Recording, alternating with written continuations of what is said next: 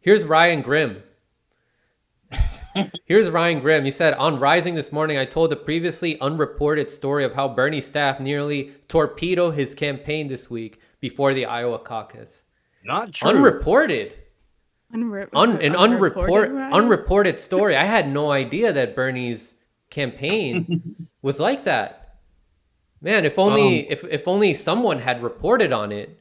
I feel like, Franco, that sounds like a familiar story. I feel like it's something that I may have seen in real time as it was happening from people who were on the ground in Iowa named Fiorella Isabel and Pasta Jardula. Indeed, Steve. And here we had someone like that. Here we have Fiorella saying, I was getting dogpiled by people like Ryan Grimm and other establishment burners for pointing this out 2 years ago. So no, not new at all. Here is an entire thread on it. She's pointing to all these tweets and threads that she had over a year ago where she was sounding the alarm about this. Here's another receipt on the letter written by California grassroots and shown to Turner, Bernie, Jane, and the entire campaign that never got addressed. Here is the video I did in reference to more of this. Here's my appearance to talk about this on Jimmy Dore. Fiorella even went on Jimmy Dore's show to talk about this. While people like Ryan Grimm were pushing Elizabeth Warren, I stood firmly against her. Here is Ryan Grimm carrying water for Elizabeth Warren. Here he is again. Here's another Intercept article. We were just talking about the Intercept. You know, people love to shit on the Intercept, but for some reason, when it came to Naomi Klein, when the Great Reset, she's a trusted source. Here's how I blew the whistle on Iowa and got shit for it. People only love the shit on the Intercept for the last couple of months. Yeah. I mean, when we were shitting on the Intercept before Glenn Greenwald left, we got dogpiled. Here's how I blew the whistle on Iowa and got shit for it. I'm sorry, I got a bitch for a second. They're a fucking honey trap. They're where whistleblowers go to prison.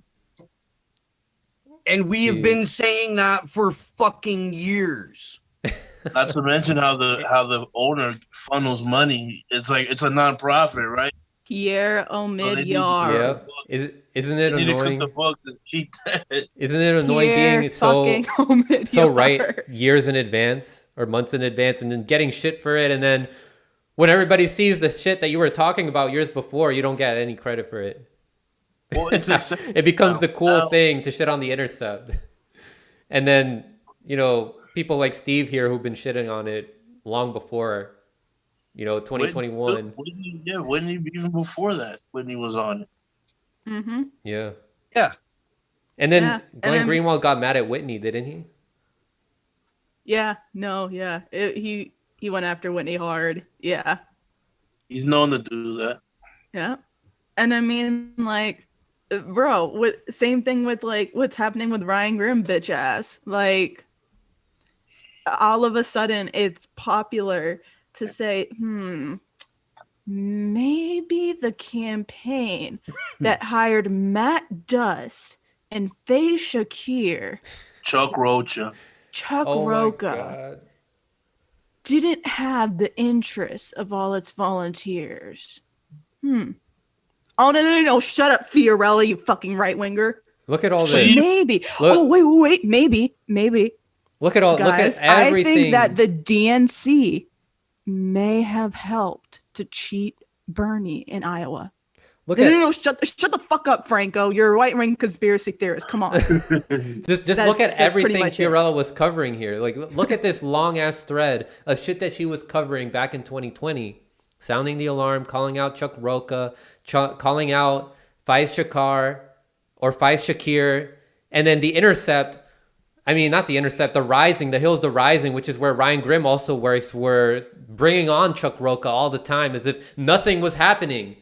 And then he was like the guy that they were talking about getting advice, like giving advice about what the Bernie campaign should do. And he was like, oh man, like what's going on with the Bernie campaign, Chuck? And then he would give his advice over at the Rising.